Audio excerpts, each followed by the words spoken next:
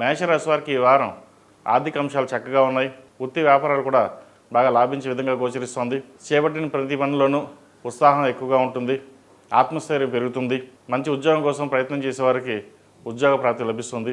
H1 green card PR విషయంలో ఎటువంటి ఇబ్బందులు ఏవైతే ఉన్నాయో అవి ఈ వారం సమస్యపోయే అవకాశం గోచరిస్తోంది. ద్వితీయాధిపతి సప్తమాధిపతి శుక్రుడు తృతీయంలో ఉన్నారు.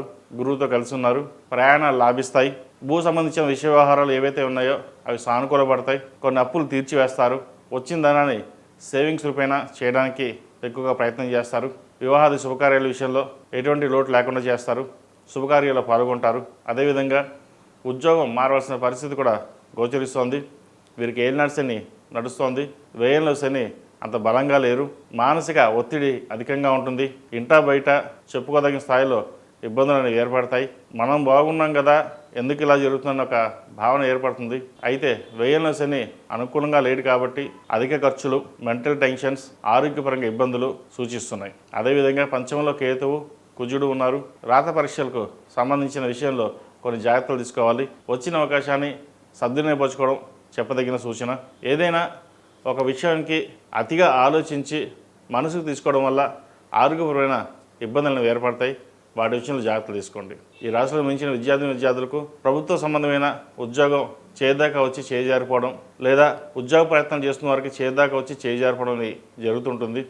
అధైర్యపడవద్దు. కష్టే ఫలినట్టుగా ప్రయత్నం లోపల లేకుండా మీ ప్రయత్నాలు మీరు చేయండి. మంచి ఫలితాలు ఉంటాయి. అదేవిధంగా విదేశీయానికి సంబంధించిన విషయ వ్యవహారాలు సానుకూలపడతాయి. అలాగే విదేశాల్లో ఉన్నవారికి వీసా కానీ ఉద్యోగం కానీ వచ్చే అవకాశం గోచరిస్తోంది. భాగస్వామ్య వ్యాపారాలు లాభిస్తాయి. వ్యాపార అభివృద్ధి చక్కగా ఉంటుంది. ధనం కానీ, భూమి కానీ, బంగారాన్ని కానీ కొనే సూచన కనిపిస్తోంది. అదేవిధంగా ఈ రాశిలో జన్మించిన స్త్రీలకు వృత్తి ఉద్యోగాల పరంగా, వ్యాపార పరంగా సానుకూలంగా ఉంది. అయితే ఏదో తెలియని మనోధైర్యం కోల్పోయేమన్న బాధ ఎక్కువగా ఉంటుంది. మనం ఎంత ముందుకు వెళ్ళినా వెనక్కి లాగే వాళ్ళు ఉంటున్నారే అన్న ఆవేదన ఎక్కువ ఉంటుంది. మీరు ఎటువంటి భయాందోళన కాకుండా మీ పని మీరు చేసుకోవడం చెప్పదగిన సూచన. శ్రావణ మాసం ప్రారంభమైంది. ఈ శ్రావణ మాసం నెలలు మహాలక్ష్మి అమ్మవారికి మగులు పువ్వు కుంకుమతో నిత్యం పూజించండి. ఫైనాన్స్ పరంగా, సంతాన పరంగా, వ్యాపార పరంగా ఏమైనా చిన్న చిన్న ఇబ్బందులు ఉంటే కాస్తనే తొలగిపోతాయి.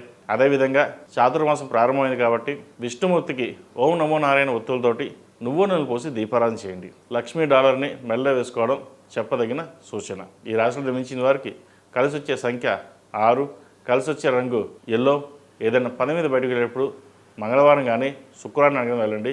మంచి ఫలితాలు సంప్రాప్తిస్తాయి.